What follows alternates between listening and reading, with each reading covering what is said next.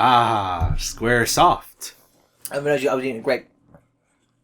So I'm Mikono's fan, and I'm here with my grape fan. Yeah, we're both fans of stuff. Wait! So let's count down. Oh, that was a false countdown. Yeah, we're already to 92. Oh, God. Hello, welcome to another episode of All Stars Gaming. I have no idea what this game is. This is Einhander for the PlayStation 1. Back when sometimes, I guess, Squaresoft would release non-JRPGs on the PlayStation, they made a shooter. And it's actually super cool. And it's really hard to get nowadays. And it's also incredibly compressed. I'm going to assume there's no localization. There is. Oh, there is?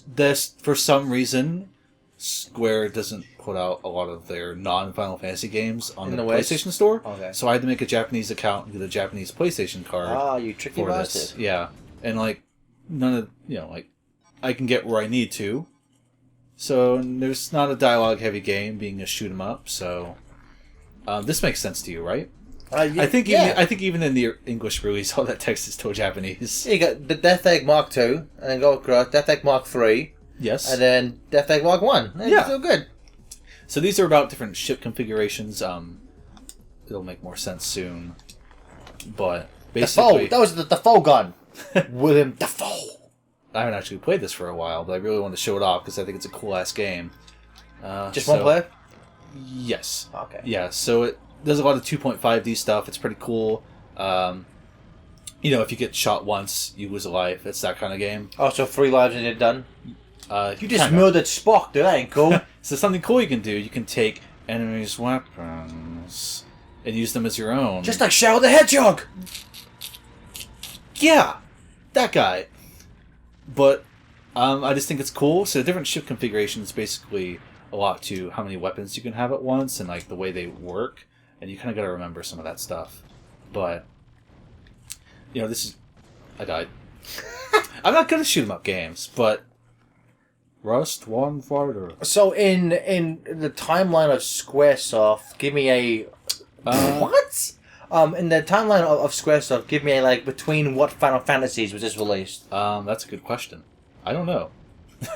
I think I'm going to say between 8 and 9. Okay, so I forget. PS1 had 7 and 8. 7, 8, and 9. Oh, no, okay. 9 came out in 2000 when 10 was being announced and hyped up for some reason. I think because they had to make it for the launch. I guess I don't know too much about the Final Fantasies. Yeah, MBM might if he was here, but he's not so good. Weeaboo. Yeah, so it's just cool. It's oh man, no one really talks about Einhander because I guess not a lot of people played it because they haven't made it easy for people. But I had a demo disc of this game and I played it all the time as a kid. And I was always man, I want to get that game. I could never find it. So I'm sorry if you said that at the beginning, but was this actually released commercially in the West? Yeah, there was a disc release. Okay. I actually think I saw it once in a store and I begged my parents for it and they were like, no. Well, they shot me in the air. Weeaboo shit. It's I can't even say that. What the fuck's an Einhander? It's German for hand, which refers to the ship as a hand to grab onto the weapons. I guess it makes sense. Especially if you're Square Enix, who loves stupid names anyway. But yeah, it's a shoot 'em up. 2 point. You gotta watch where you're being shot at. Let me have a go. Yeah, you play this shit. You see how it feels. What's the buttons? Square is a standard shot. I think circle repositions your gun, which affects how it shoots. You'll figure it out, champ. Yeah, so when they're flashing like that, you can fly into them. But they gotta be red alert flashing. Okay. Yeah. So this is a game I'd love to see a widescreen version for. I don't know if that makes any sense, but there are a lot of times where I wish I had just a little more real estate on the screen. Yeah, this is your first little mini boss dude. Okay. The head is the best place to shoot him. He does a lot of spread shots and instantaneous things like that you gotta look out for.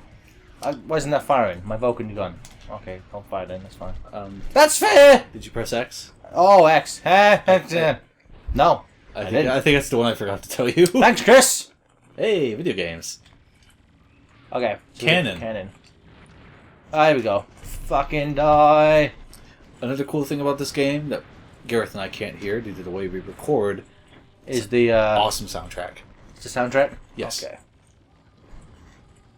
Well, I forget, I haven't played too many Final Fantasy games, but I know, like, obviously they're well known for their music, but like, in general, is SquareSoft known for like most of their games having good soundtracks? Yes. I'm actually going to look up factoids about this game, which we should have done beforehand. But Rest Fighter. yeah, so while this came out from Squaresoft, I don't think any people who worked on it worked on Final Fantasy stuff. It does my favorite thing for games, where you look up the developer and it just lists the publisher. So I don't know who actually made it. I'll look up what else the composer's done, at least. I just keep dying. This game's fun. At least it's not just me. So it's the kind of game where it's like short, but you're meant to play through it a lot and master it and like get good at it, like most shoot 'em ups. So it's like those old NES games that would have 4 levels that like Comic Zone. That's hard as balls, but yes.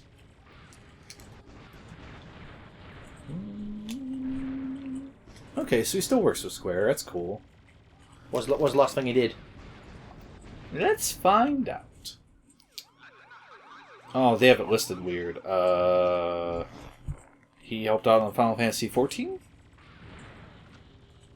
Is that one people like? I don't. That's an online one. People really like that. Sierra is always talking about it on Twitter. If you've seen her post a generic looking MMO thing. I had to mute her. I'm joking.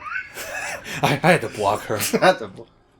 Why is the shooting behind? Oh yeah, that's so that's like one. a feature. So like, if you get behind or on the right of people, you can still shoot them and not have to try and duck around them. Strategic in a way. Yeah, but that's like advanced play stuff. Well, that doesn't help me now. Kill this bastard. Look out! Don't get hit by the fireball. Look out, spaceship. Spaceship is there. No! Not spaceship! My favourite spaceship. So did this ever sequelize, or was this like a Nope. one and done? Okay. One and done, cult classic kind of thing.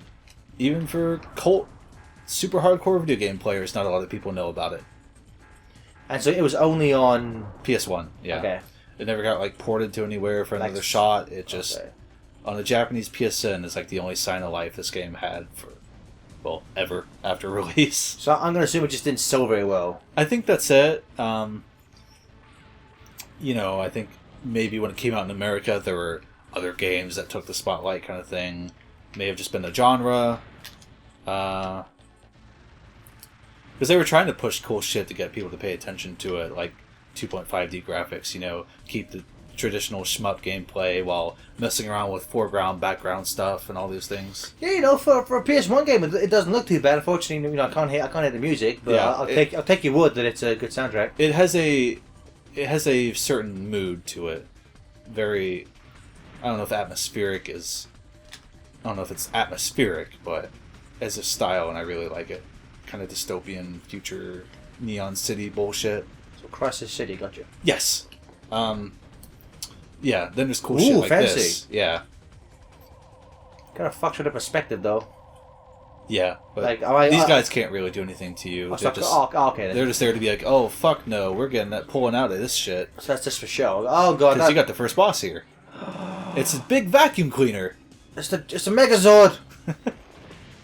Go Power Rangers. So admittedly, I've never gotten too far past this boss because I'm really bad at this game. So I'm not sure if 9 means he's the one of 9 bosses. Maybe he's and just it counts down. Or maybe he's German. maybe And he he's- just say no. Yeah. Even though 9 spelled Einhander. differently. I was just going with you. I'm like, I guess that makes sense. Yeah, sure.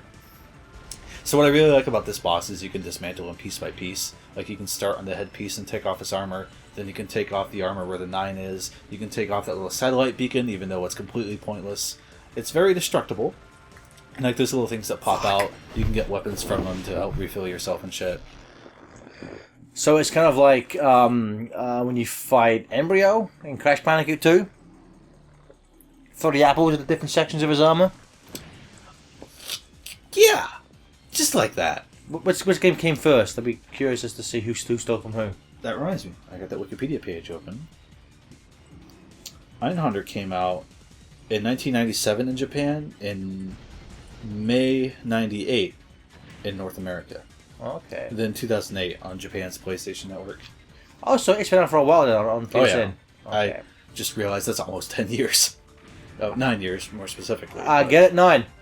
I wonder why, mean, I know nothing about digital gaming, but like, does it cost money for them to put games on these places? Like, you think like you have to pay maybe a maintenance fee isn't the right word, but you have to pay a server fee because they're storing your data. Then it costs money for obviously Sony's internet to push out downloads, so part of that is covered in the cost of maintaining a digital game. So there are costs like that. Do you think it's a lot, or do you think, like, you know, if only a couple of thousand people bought this, would it justify those costs? Probably not, but I think moves like that, from what I've read from a lot of like game developers and publishers, the very concept of putting back catalog titles onto current stores is very much a thing that is purely for hardcore fans, and very rarely is it ever actually justified within an ROI. Gotcha. Yeah, like if you look at it purely from a business perspective, it's almost generally a waste to do.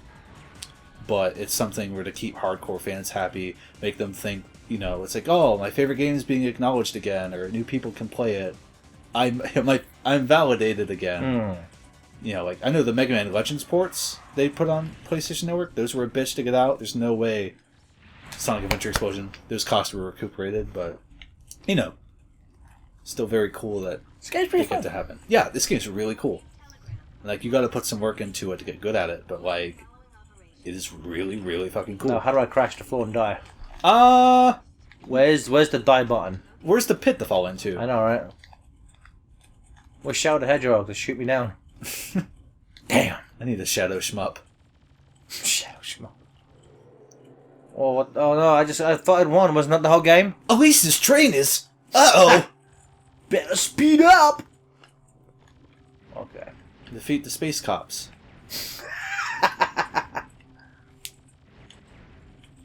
Okay. Oh, cool, cannon. Okay. Yeah. So yeah, this is about as far as I've got, but I know they do some more cool perspective shit here. Like, you know, it wasn't just 2.5D to be like, oh, 3D graphics. Like, they actually played with that medium, which is pretty cool.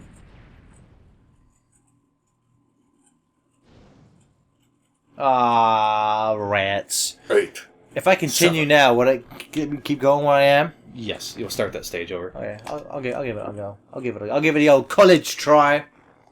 So you'll give it thousands upon thousands of dollars and spend the next 30 years in debt? Yeah. Nice. 30 years, that's just generous. Yeah, you're in America now. I know, jeez, fuck. So, like, what other games like this then, Chris, have you ever played? Zero. Okay. This is pretty much the only stuff I played. So then, what made you get this then? You just like oh, I mean, I know as a kid you had heard of it, but like, so I do spend all these years wanting to play it. Yeah, I had that demo, and like I always wanted to play it, and could never find it. And you know, for a while I held out. I'm like, you know, Square Enix, they put all the Final Fantasies up. They'll have to get to this eventually. Never did. So eventually, I just got that Japanese card and was like, you know, the one that got away. I finally got it. So, you know, I'd probably enjoy more shoot 'em ups if I played them, but this was just like the one I always wanted. So I never really cared about others because I'd always think of this game when I played or wanted to play them. So I don't know. I think everyone has that game they played a demo of as a kid and just always wanted to play and never could for some reason. Do you have anything like that? Sure. Sonic Adventure 2, The Trial. No, I'm trying. Oh fuck. Trying to think if That dude's like, that was easy, and then just got clobbered. that was easy. Yeah, I'm trying to think if there was like my elusive white whale of a game that I never got to own or finish playing. There's one where like there wasn't one. There's never been a game that like I wanted to play and never got. Oh, actually, you know what? Uh-oh. Well, kind of. There was on the PS2.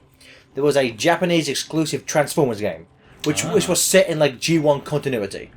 Oh. Devastation of the old day. Kind of.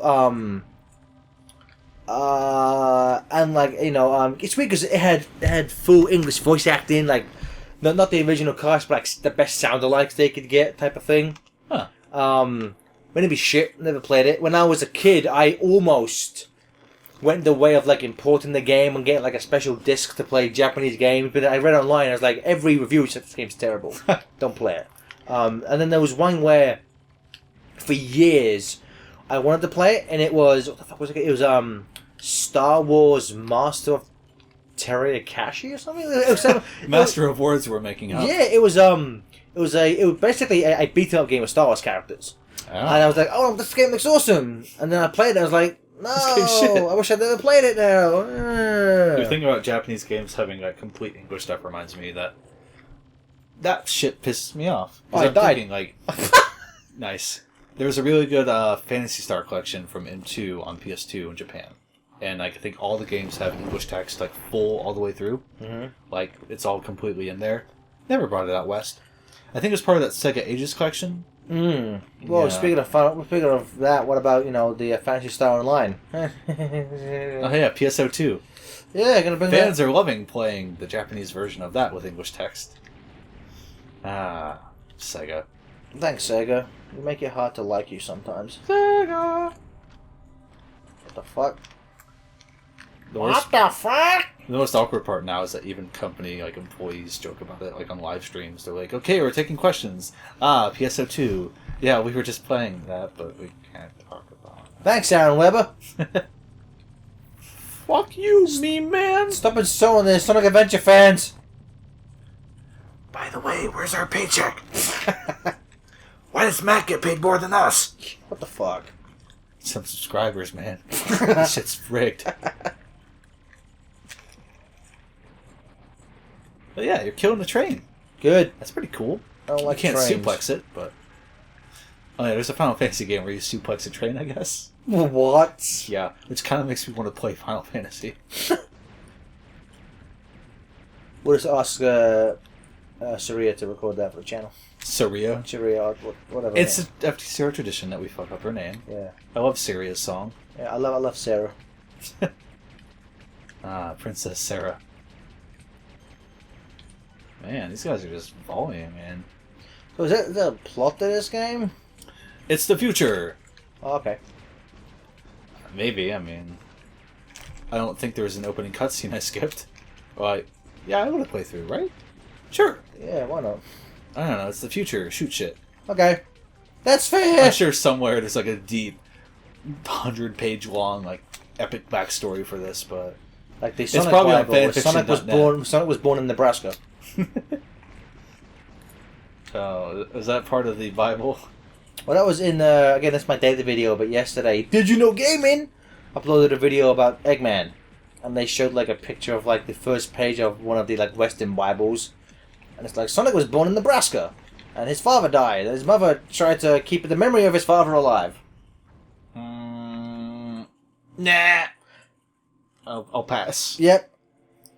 So now we talked about Sonic and can end this video. Yep. Goodbye, everybody. See you next time.